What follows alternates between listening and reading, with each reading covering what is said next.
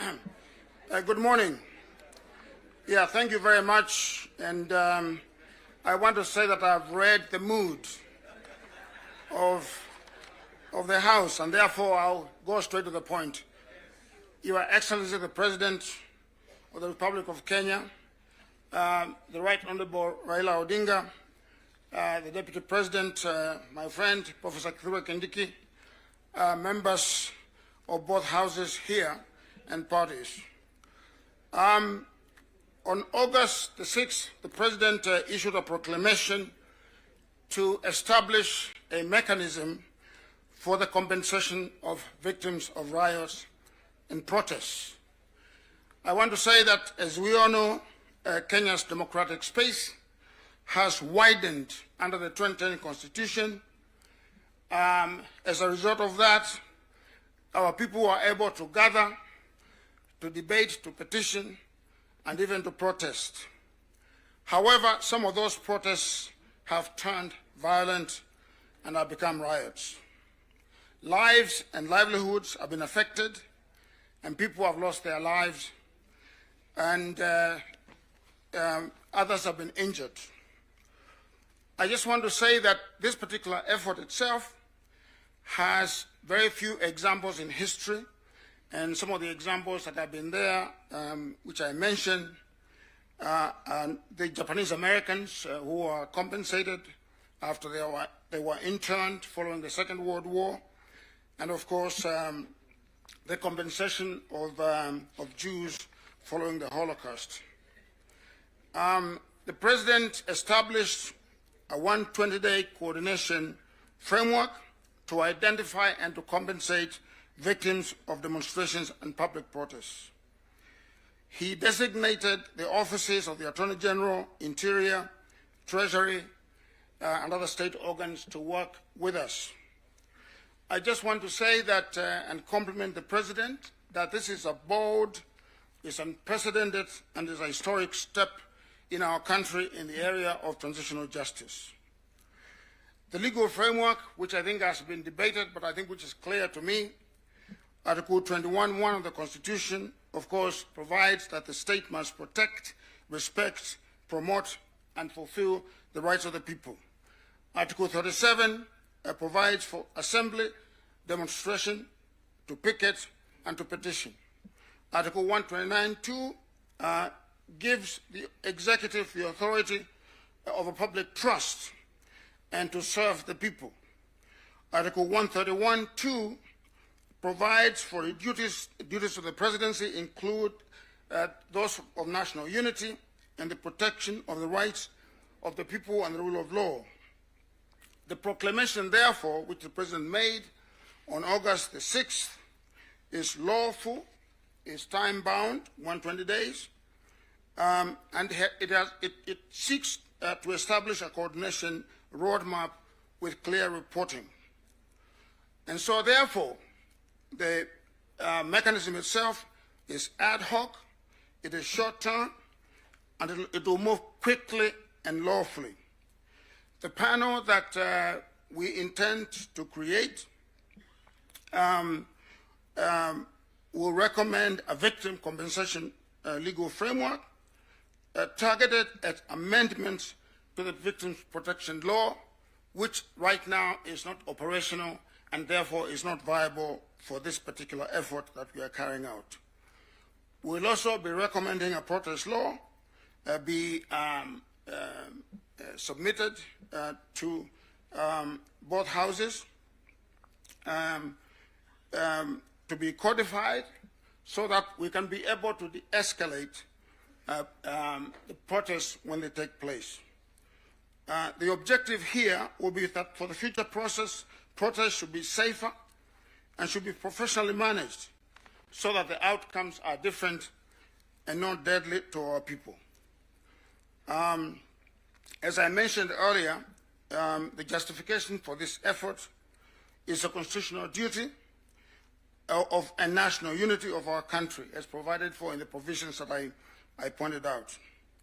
But I also want to say that compensation for victims is just one pillar of justice. There are other pillars, like courts, where matters can be heard. Where verification warrants accountability, we shall be making referrals to the office of the ODPP to ensure that cases can be pursued in courts.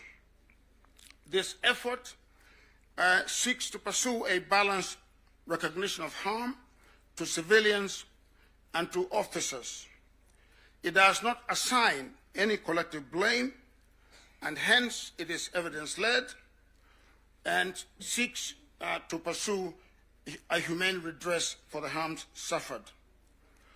We've decided to pursue the period from January 1st, 2017 to July 31st, 2025.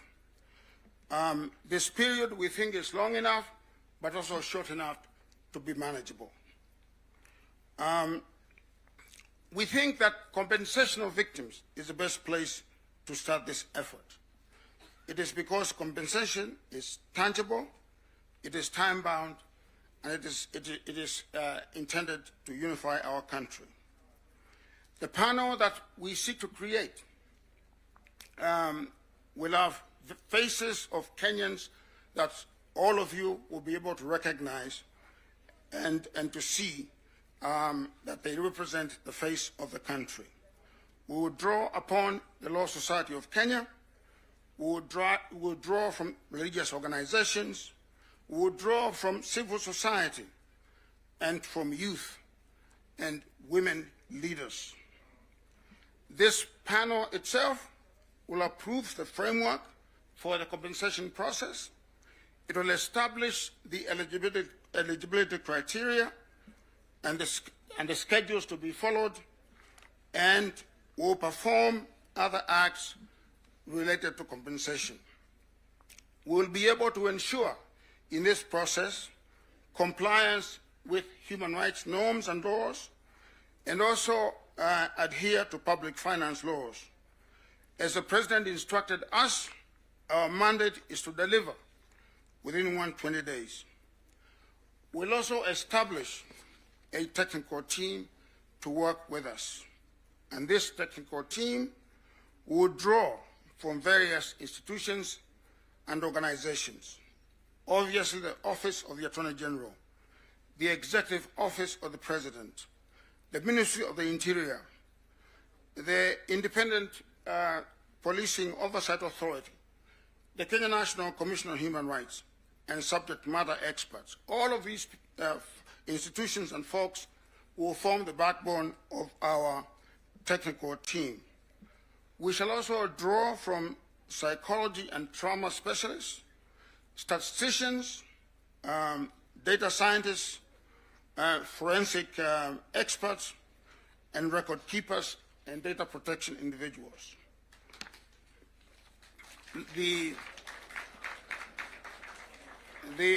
I suppose that is a warning. The Secretariat will be domiciled at the Office of the President. I just want to say that in spite of the steps that I have outlined, that we have made quite a lot of progress in identifying individuals for both teams, for both the panel and also the technical team. And I expect that we shall be announcing this panel by the end of this week. Thank you so much. And we want your support. And we want you to be our ambassadors throughout the country. Thank you very much. Thank you, Prof. Asante. Asante. A hand of applause for Prof and Daktari Agnesani. Professor? Prof.